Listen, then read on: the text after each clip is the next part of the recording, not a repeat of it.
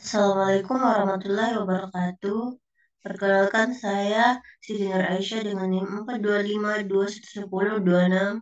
Di sini saya akan menjelaskan tentang materi redundansi.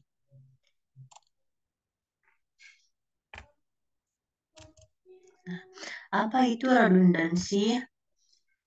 Redundansi merupakan keadaan di mana elemen, komponen, ataupun mekanisme yang berlebihan atau ganda yang digunakan pada satu jaringan sebagai langkah untuk pengamanan jaringan tersebut. Nah, selanjutnya apa tujuan dari redundansi? Nah, terdapat tujuan umum dari redundansi yaitu meningkatkan keandalan, ketersediaan, dan ketahanan sistem jaringan. Kemudian tujuan utama di dalam penerapannya yaitu meningkatkan ketersediaan, yang artinya meningkatkan ketersediaan untuk menjaga agar jaringan tetap tersedia sepanjang waktu. Kemudian mengurangi downtime untuk membantu mengurangi waktu downtime atau waktu tidak aktif ketika jaringan mengalami masalah. Kemudian yang ketiga, meningkatkan keandalan. Dengan menggunakan redundansi, sistem jaringan dapat menjadi lebih andal. Jika salah satu komponen mengalami kegagalan, komponen cadangan atau jalur alternatif dapat diaktifkan secara otomatis untuk menggantikan fungsi komponen yang rusak. Kemudian selanjutnya itu meningkatkan ketahanan terhadap gangguan. Artinya dapat memperkuat ketahanan jaringan terhadap gangguan dan kejadian yang tak terduga. Kemudian yang terakhir yaitu mempercepat pemulihan. Ya, misalnya terjadinya kegagalan. Nah, redundansi memungkinkan pemulihan yang lebih cepat. Selanjutnya itu arsitektur redundansi. Nah, di sini terdapat beberapa arsitektur redundansi yang umum digunakan di dalam jaringan.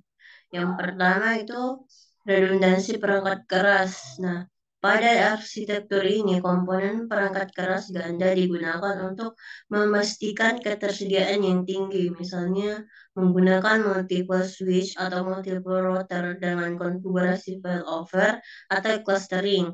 Sehingga jika salah satu perangkat mengalami kegagalan, yang lain dapat mengambil alih fungsinya tanpa adanya gangguan. Kemudian selanjutnya itu redundansi jalur. Pada arsitektur redundansi jalur melibatkan penggunaan jalur komunikasi ganda untuk menghubungkan perangkat dalam jaringan. Ini dapat mencakup multiple link yang menghubungkan perangkat ke jaringan atau menggunakan multiple ISP sebagai jalur internet yang berbeda. Kemudian selanjutnya redundansi perangkat lunak. Pada arsitektur ini melibatkan penggunaan perangkat lunak yang mendukung redundansi, misalnya menggunakan server cadangan yang dapat mengambil alih fungsi dari server utama jika terjadi kegagalan. Juga penggunaan teknologi clustering untuk membagi beban kerja dan memiliki not cadangan yang siap digunakan jika diperlukan. Kemudian selanjutnya itu redundansi data. Nah, dalam arsitektur ini data disimpan dengan cara yang redundan. Ini dapat mencakup penggunaan teknologi RAID, Redundant Array of Independent Disks, yang membagi dan menduplikasi data di antara beberapa disk fisik. Sehingga jika satu disk mengalami kegagalan, data masih dapat diakses dari disk lainnya.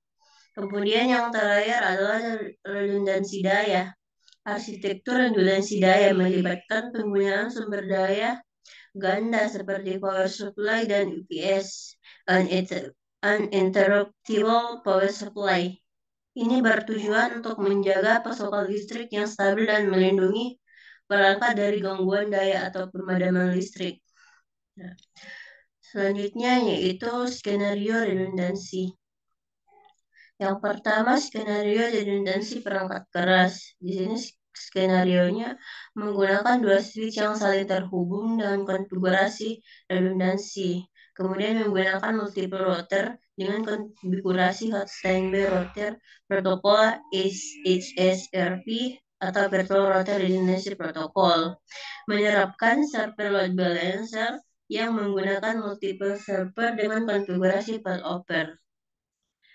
Kemudian redundansi jalur. Skenario-nya menggunakan multiple link atau jalur koneksi untuk menghubungkan perangkat ke jaringan. Menggunakan multiple internet service provider ISP untuk menyediakan jalur internet yang redundan. Kemudian selanjutnya menerapkan skenario redundansi perangkat lunak.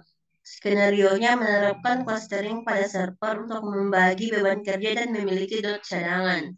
Menggunakan sistem operasi server dengan fitur redundansi seperti Windows Server Failover Clustering atau Linux High Availability HA Clustering. Selanjutnya adalah redundansi data. Skenario-nya menggunakan teknologi RAID untuk menyimpan data secara redundan di beberapa disk PC, melakukan backup rutin data ke sistem penyimpanan eksternal atau cloud storage. Kemudian yang terakhir, redundansi daya. Skenario-nya menggunakan multiple power supply pada perangkat untuk menjaga pasokan listrik yang stabil, menggunakan UPS sebagai sumber daya cadangan. Mungkin itu saja yang bisa saya jelaskan pada materi ini. Kurang lebihnya mohon dimaafkan. Assalamualaikum warahmatullahi wabarakatuh.